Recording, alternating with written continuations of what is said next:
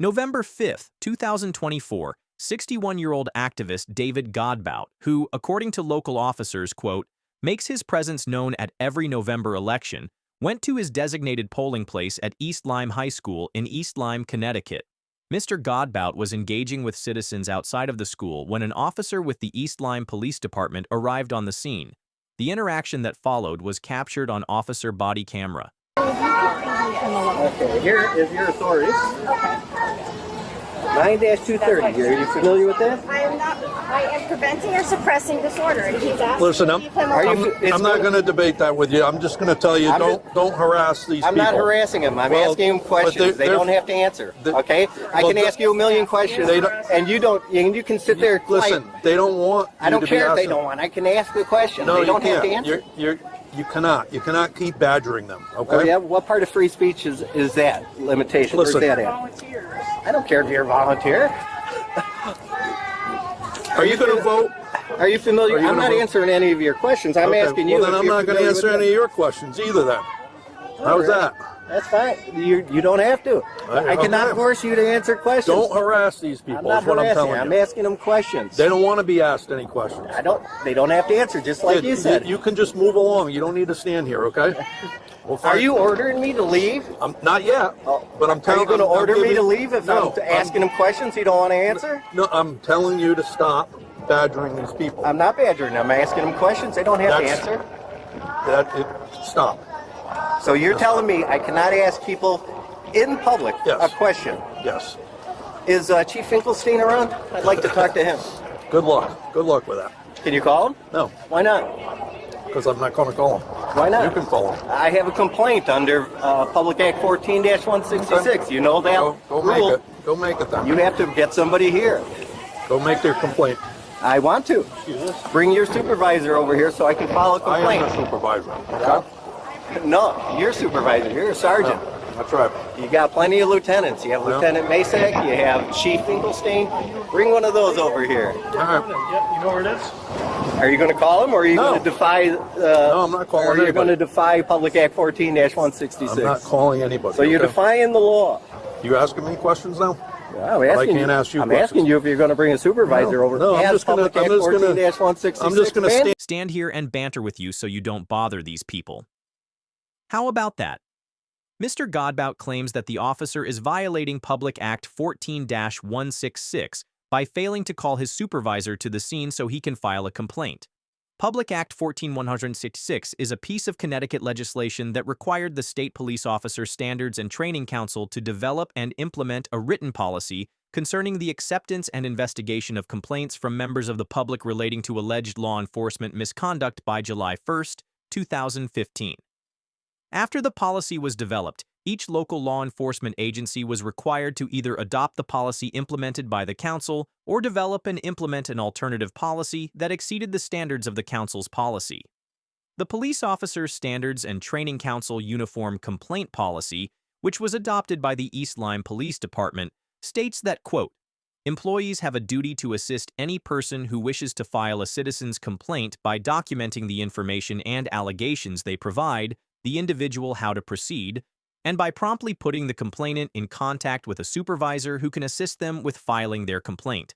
No employee shall refuse to assist any person who wishes to file a citizen complaint, or discourage, interfere with, hinder, delay, or obstruct a person from making a citizen complaint. The policy also requires that, quote, all employees will assist those who express a desire to lodge complaints against any member of the agency. This includes calling a supervisor to the scene to conduct a preliminary inquiry and document the complaint. Additionally, the policy goes on to state that, now quoting again, all personnel who are approached by a person seeking to make a complaint will, when possible, call a supervisor, obtain a brief description of the allegation, record contact information from the complainant if provided, and obtain a complaint control number which should be provided to the complainant. If a supervisor is not readily available, the officer will inform the complainant that they will be contacted by a supervisor or the person or unit assigned to conduct internal affairs investigations by the next business day. Finally, the policy mandates that, quote, complaints from the field in which any member of the agency is approached by a complainant expressing allegations of misconduct or malfeasance shall immediately be reported to a supervisor. The complainant shall be requested to await the arrival of the supervisor. Accordingly, Mr. Godbout appears to be correct in his assertion that the officer did not comply with the complaint policy requirements, not only by refusing to call a supervisor, but also be failing to provide additional types of assistance in filing a complaint required by the policy. Now you're trying to... See, you can't do that. I can do that. Yeah, you can do that, but it's not going to work. Okay. It's worked so far. Because here you are, standing in front of me. I think I'm going to be running into a criminal issue here. Okay, you could be. Under 53A-96, are you familiar with that statute? Unlawful restraint? Yep. You're familiar with that? Yeah, who are you going to unlawfully restrain? Well, we'll find out. You ready? Yeah. You want to come with me? You're going to unlawfully restrain someone? All right. Hello. Who are you guys with?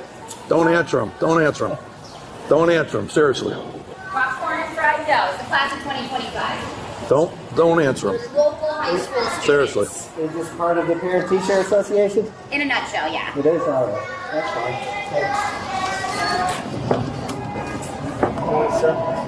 What's the 50 of them?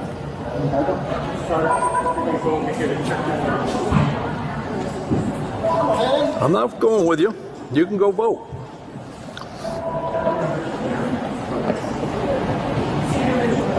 You're unlawfully refusing to allow me to vote. Okay. Are you going to arrest me? No, Why not? because I'm not. Why? Are you asking me questions? I'm asking you to do I'm your not. duty. I'm not answering your questions. How about Because that? here it is, 54-33B. Hey, You're familiar with that, right? Good for you.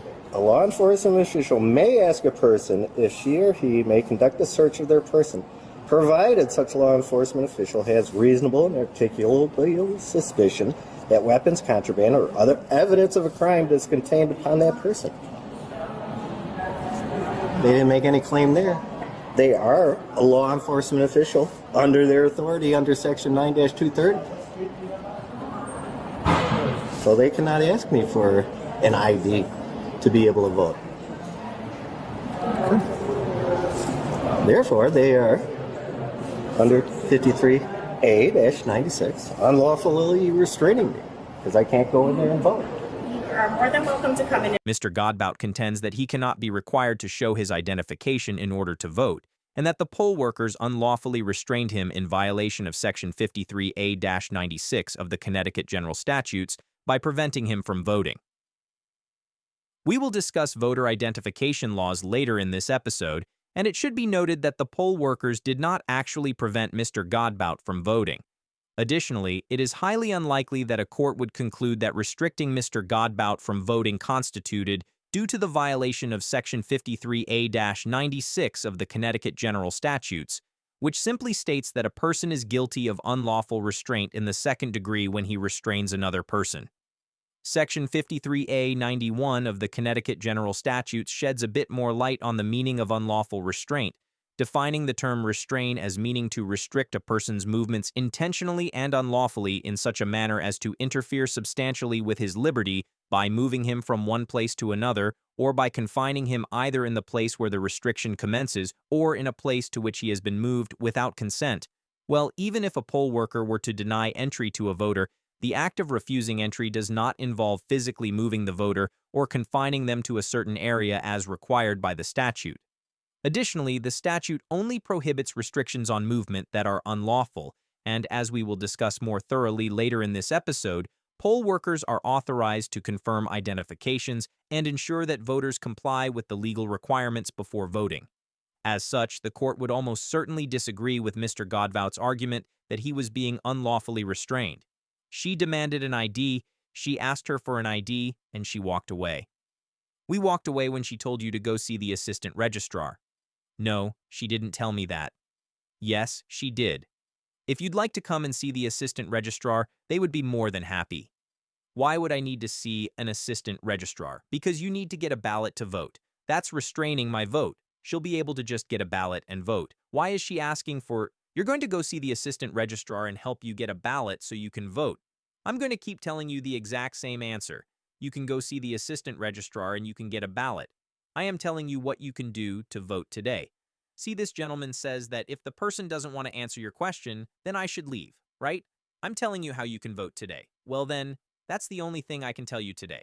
I am telling you, if you would like to vote today, you can go to the assistant registrar, and they will help you get there today. Would you like to vote for the next election after that? I'm bound to be inserted. No one is searching you. Have I searched you? Yes, you are. You're asking me for my ID. This gentleman knows that that is a search under the Fourth Amendment. It's a search anytime. He can't walk up to people and ask for IDs.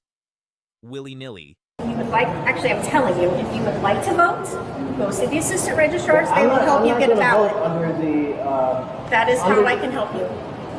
under the need to be searched. Okay. Are you going to search me? I am not going to Require search you. I am not searching you. Yes, you are. I am not going to touch you. I'm not going to search you. I'm not going to do anything that You requires don't have you. to touch me to be a searcher. I'm telling you how you can vote today. You don't even have the authority to do it, and you just told me that you don't need one. I am telling you how you can vote today. It's your choice whether or not you would like to follow through with that. Now, I'm certainly going to be calling the Secretary of Okay. State's office, the election commission, and let them know that you are not allowing people to vote unless they submit to an unlawful search. That is not what I said. That's what I I'm said that saying. you did not need to provide ID if you go see the assistant registrars. Yeah, but you should just ask for the ballot and get it. I'm lying. Mr. Godbout, nobody wants to go back and forth with you No, anymore. obviously not. I'm going to. And we're not going to answer any more of your questions. I understand that. Either follow No, her. I'm not going to be searched. Just to follow. exercise a Just follow her constitutional right. directions No, if you want absolutely to. not. If you want to vote. Absolutely not. What's okay. next? We get strip searched. and Okay. vote? Come on. Then on your way. The court voided what the U.S. Congress did on that day. Are you aware of that, young man?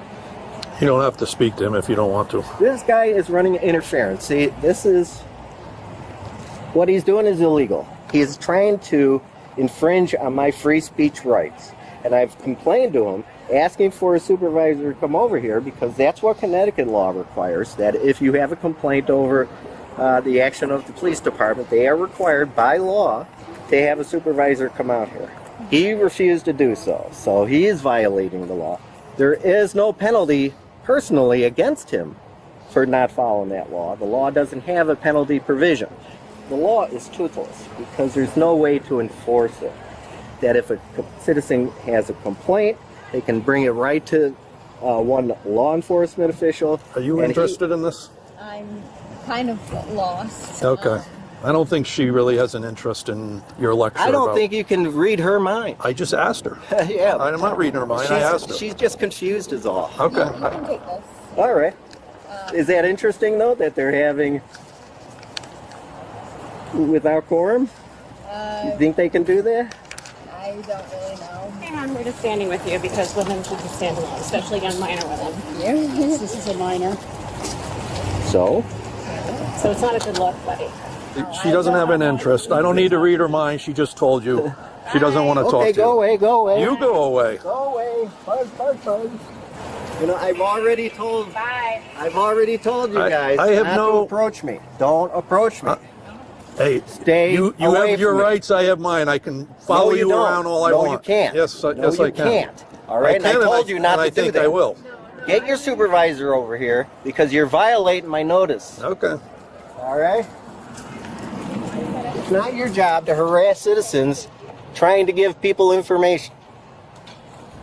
After refusing to provide identification or sign a statement in order to cast his ballot, Mr. Godbout visited the Registrar of Voters' office at the East Lyme Community Center to complain. Additional officers arrived on scene, and the events that unfolded continued to be recorded on body camera. Next problem, David. Then you know the other option is to sign the page that you swear And you with an refuse affidavit. every time. They did not tell me Then that. David, don't vote, okay? But you're wasting our time. I'm not you're wasting your harassing time. people. You're harassing You should be people. concerned that No. they're doing You're their jobs in harassing accordance people. with the law Listen to and me. with the restrictions that You the law look for provides. things to Did you to find split What does this say? Did you follow this is my statute? This Do is you my know- statute. Okay, good. So we have a difference of Fine, opinion yeah, as to okay, if fine, it's you're not required. voting today then. Make either- sure you spell either my I would name vote- like to change my register, the party that I vote. Then you fill out your card and And you you have to- drop it off some other day. But you're not gonna keep this up. You're disruptive, You're intimidating. I am not intimidating. I feel am not intimidated. disruptive. I feel I'm not intimidated. exercising my free speech. No, If no. you feel that's intimidating, David, that's not my problem. They've told you. You be quiet. ID. You be quiet. I'm Get exercising my outside. free Let's speech. go. Let's go I outside. feel You're done. threatened. The Am I under moderators arrest? have. You are being removed. Yeah. Do you want to be? I'm here to change my registration. Step outside. Let's talk outside. They have told you how to do that, and you're refusing to do it. This is ridiculous. You guys are goons. Where's Chief? Thank you for Where's that Chief comment. Finkelstein? We know where he is. Where is he? Well, actually, we don't know where he He's is. Do waiting you? for you. I feel I'd like love you're to talk- I'd love you to impeding tell me voters outside. that need help, David. So can you Yep. please remove yourself? Thank you, David. Have a lovely day. Well, it's nice that Outside, you treat please. people like this. Thank you. Now you're pushing me. You're Yeah, pushing yeah. me. They've asked you to leave. You're refusing to leave. Come on, David. You're impeding the progress of voters to a polling place currently. We're not gonna. So you're ordering me to leave. I'm asking you to walk out of this You're office. asking You or can telling me? vote. You can vote. They've told you how to do Hold it, that. hold it, hold This it. isn't Hold even it, your Einstein. polling station. Are you asking or demanding? Listen. The Registrar of Voters is asking Are you to you- leave the premises. The Yeah. premises. I can be in the Voting. voter registrar's office. It's a public David, office. They've I given have a you right to what be you there. need. They are I've had now mine having here. you I can leave sit there because and you're just observe what is impeding. going on in there if I like. Step outside, please. Are you ordering Step me outside. or asking? Officer, Are you we have ordering- asked this gentleman to leave. Excuse me. Please help him outside. Are you ordering me? Let's to go, leave? David. No, you've been asked to leave. Ask. You just Ask told by me. the And now Registrar I've of asked Voters. the Let's officers go. to make sure you leave. Are you Okay? asking? You're telling me to I'm leave? asking you to leave on your own free will, David. All right. I am asking. I'll go out there and we'll discuss my point. The registrar asks Mr. Godbout to leave the building, and Mr. Godbout argues that he has a right to be there because it is a public office. As we have discussed before here on ATA, a private citizen's right to access public property is not unlimited. Public spaces such as parks, sidewalks, and government buildings are subject to reasonable regulations to ensure safety, order, and the effective use of these facilities for their intended purposes. Purposes and individuals may be asked to leave public property in certain situations, such as when their actions cause a disturbance, violate established rules, or constitute a criminal offense. As the Supreme Court explained in the 1966 case of Adderley versus Florida, where it upheld the conviction of protesters who were arrested for trespassing on jail grounds during a demonstration, quote, "The state, no less than a private owner of property, has power to preserve the property under its control for the use to which it is lawfully dedicated." Well, in reaching this conclusion, the court rejected the idea that, now quoting, "people who want to propagandize protests or views have a constitutional right to do so whenever and however and wherever they please," determining instead that, quote, "the United States Constitution does not forbid a state to control the use of its own property for its own lawful, non-discriminatory purpose." Accordingly, given the disturbance Mr. Godbout was causing, it is likely that a court would find that the registrar could ask him to leave the building without violating any of his constitutional rights. Hi, honey, are you? You're I'm Mary Smith, yeah, you're registrar of technically voters. the registrar, so you can tell him to leave, I right? can too. Oh, absolutely. She's the head moderator. All right. Yeah, So the he's head creating a moderator disturbance. asking Yeah. him to leave. He's creating a disturbance. And his polling station is at Is the high school, He's correct? already been And up he's there. already been up there, he and has no right to be. No. has he been given what he He needs up wants there? us to get rid of the Girl Scouts and whatever else. He claimed that he I'm was. recording, just so you know. Okay, He you're not claimed recording? that You are. he was like Yeah, asked for whatever. a legal strip search, and now it's an illegal search. It's something different every day. Did he say anything threatening to you guys? His moving towards me as He I was was sitting moving down. towards her. You know, obviously I had an injury. How So- close did he get to you? Probably Within yeah, two- close enough. Yeah. And you witnessed it? Yeah. You guys Absolutely. were there the whole time? He's just such a. Would you say he made an unreasonable noise while he was in Oh my there? God, he was raising his voice. Okay, He was being disruptive, cool. Have a great day. argumentative. David, have you had the opportunity to cast your vote at the East Lyme High School? No, they wouldn't allow me to vote without showing ID. Okay. Well, that's not true. They told you just had to sign an affidavit, which I understand you They did not refused to say do. that. They just told you that in there in my presence. They- You just have to sign They an didn't tell me affidavit. that over there. Okay, but they've told you that here. So would you sign that? Have you had a chance to vote? You'd sign your affidavit? I'm going to have to go over there and see if they'll even do that. Okay. But right now, my complaint is that these people are following me around, interfering with my free speech rights. Sure. When I'm talking with people about political matters. Yep. So can you sign an affidavit at the high school? Yes. Okay. Absolutely. Can you sign an affidavit and vote here? No. No? Okay. I Did have you have to the do opportunity to sign an affidavit up there? They gave you instructions up there. I was standing right there on what you needed to do Okay. to vote. Well, my memory is probably just as sharp as yours. They never told me I had to Not sign as an sharp as affidavit. mine, because I remember, Did they say? because I was standing right there. Did they say that I had to file The an affidavit? moderator up there repeated herself about a dozen times and told you what she to went do. in We are the circular register argument. of voters, David. We're telling you what the rules are. Okay, I understand. Thank you. No, no. I'm talking with this gentleman in reference to. You don't complaint. really want to talk to me, David, because this is only going one way. How can they interfere with my free speech rights? They did interfere with your They free speech. did. This guy is actually like 2 feet behind me, following me around. You're over at the other you're polling intimately place. familiar with statutes, right? The Connecticut General Statutes.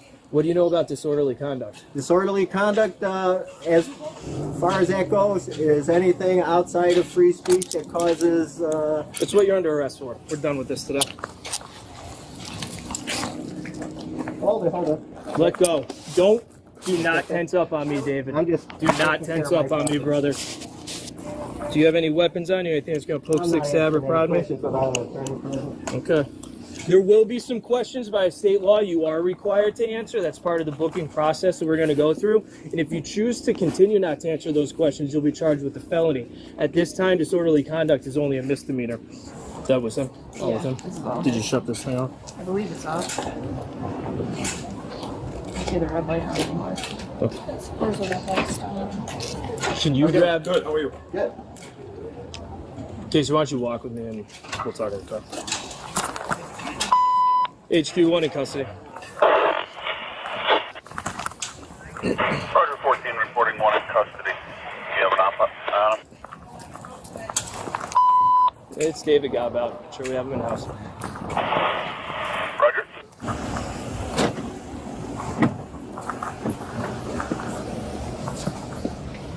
Swing your feet ahead. Are you hurt or injured? I'm not answering any questions Are you without sure- attorney are you present. sure Why those are you cuffs asking me aren't too- questions when I told Are you you that? sure those cuffs aren't too tight? Why are you asking me questions? Following his arrest, Mr. Godbout was released on a $2,000 bond and charged with disorderly conduct. He was also charged with violating the conditions of release for a pending criminal impersonation charge stemming from an arrest in January of 2024. As of the date of writing this episode, all 3 charges remain pending. It is unknown whether Mr. Godbout has filed a complaint or intends to pursue legal action against the department. Overall, the East Lyme officers get a C- yes, because although they exercised a fair degree of patience with Mr. Godbout, and a court would likely conclude that they had probable cause to arrest him either for disorderly conduct or trespassing, the first officer repeatedly failed to comply with the state law-mandated citizen complaint policy. And the officer's actions in following Mr. Godbout around and telling other citizens to ignore him or not respond to him involve potential First Amendment rights implications that I am uncomfortable supporting, although officers may take steps to protect citizens from actual unlawful conduct. In this situation, I believe that the officers overstepped their bounds on several occasions by attempting to limit Mr. Godbout's speech in order to protect other citizens from mere annoyance or discomfort. While the officers may have found Mr. Godbout irritating, the First Amendment protects the right to express annoying or unpopular opinions, and it is imperative that officers uphold the Constitution and adhere to policies impartially, regardless of their personal opinion or subjective feelings about an individual. Mr. Godbout gets an F for demonstrating fundamental misunderstandings regarding constitutional, criminal, and election laws, repeatedly disrupting election day processes, and misguidedly attempting to effect change by arguing with the citizens responsible for enforcing the laws rather than addressing his complaints to the legislatures. While I firmly support Mr. Godbout's right to express his opinions about voter identification requirements, confronting election officials and poll workers on Election Day is an ineffective method of influencing the state's legislation, mandating that citizens either provide identification or sign a statement to vote. The individuals that Mr. Godbout targeted had no authority to alter the legal requirements, and his actions only served to distract them from their responsibilities. This encounter highlights the importance of activists understanding the rights they seek to exercise and utilizing appropriate channels to advocate